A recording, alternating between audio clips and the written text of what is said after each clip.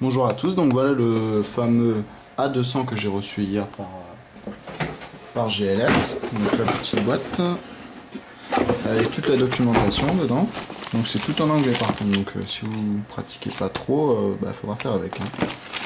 La garantie, le petit câble HDMI qui a été gentiment fourni aussi avec, tous les constructeurs ne le font pas malheureusement, un petit câble USB, câble d'alimentation. Bon, il y avait tout quoi, et puis j'avais commandé aussi le Wi-Fi avec, donc une grosse boîte pour une toute petite clé. Et à l'intérieur, j'ai installé pour le moment mon disque dur 2,5 pour faire quelques tests.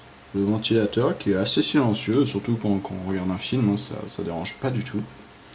Donc derrière ma petite clé USB qui va me permettre de mettre les applications en fait sur le disque dur, parce que là pour le moment on ne peut rien faire du tout justement tant que la mise à jour n'est pas en ligne. Donc je l'ai téléchargé directement sur le site de, si je le regarde, Network Media Tank. Faut aller dans le forum, voilà, ensuite on clique sur A200, on télécharge, on installe sur la clé en fait. Voilà, on extrait sur la clé, à la racine de la clé. Donc là ensuite on le plug sur le lecteur et ça nous permettra ensuite de faire la mise à jour. Pour le moment, hop, j'y laisse comme ça. Ce qui est bien aussi, c'est que j'avais des fichiers sur le disque dur et c'est reconnu en fait comme une clé USB. Donc avant le formatage, on peut tout à fait lire les fichiers qui étaient présents dessus. Donc j'avais des fichiers musicaux, donc et puis des MKV justement. Donc ça tombe bien, on va pouvoir en tester un. Celui-ci, ça tombe bien en plus parce qu'il a une piste audio DTS, donc on peut voir qu'il la décode parfaitement en fait. Donc ça, c'est vraiment impeccable. Tous les lecteurs ne le font pas, ça.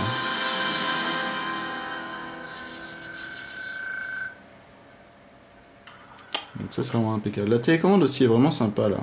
Rétro-éclairée et tout, c'est vraiment... Elle est vraiment parfaite.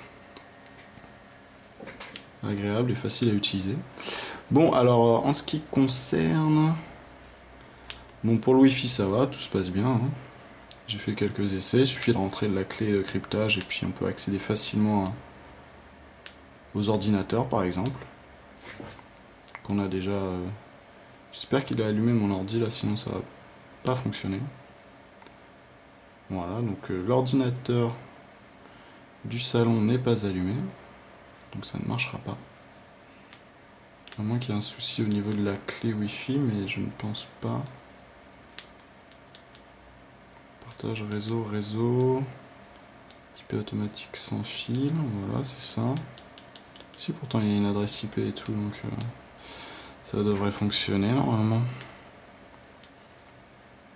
Pourquoi il ne veut pas? Workgroup, bah voilà. Pourquoi il me dit qu'il veut pas, ce coquin là? Pas de contenu trouvé, ok. Bah voilà, alors ça marche très bien. Bon, on retourne en arrière alors. Réseau, vidéo. Voilà.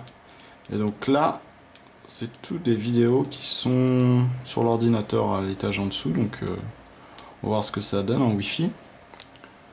Les DivX ils passent impeccable. Bon bah après les MKV je les testerai pas, non plus les ISO de DVD.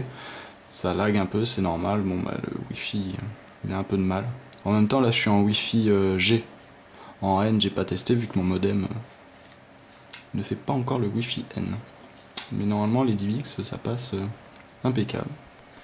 J'espère que ça va le faire là. Petite clé Wi-Fi qui s'affole un peu.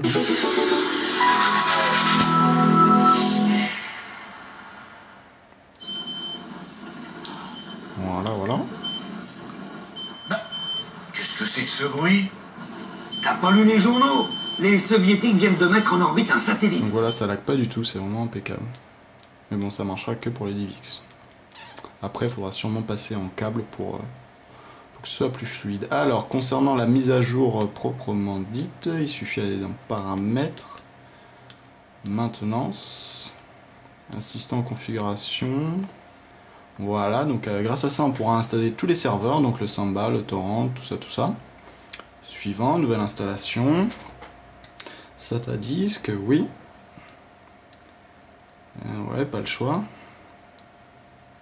Donc là il me disait attention, blablabla, blablabla, ça va formater. Ok. Donc là si je choisis de sélectionner la source d'installation en ligne, normalement il devrait me mettre une erreur, enfin. C'est ce que j'ai mis hier. Voilà, donc il me met qu'il n'y a pas de mise à jour possible en ligne. Donc là je suis obligé de passer par USB. Je choisis USB, suivant. Installation en cours, voilà. Impeccable. Progression.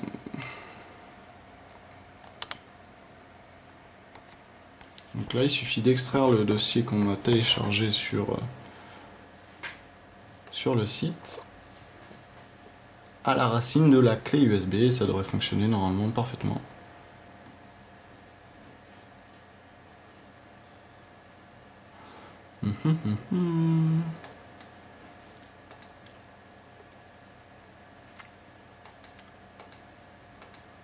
Décidément, j'ai pas de chance.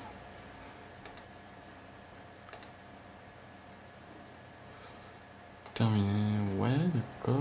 Ok, bon, tant pis. Progression 80%.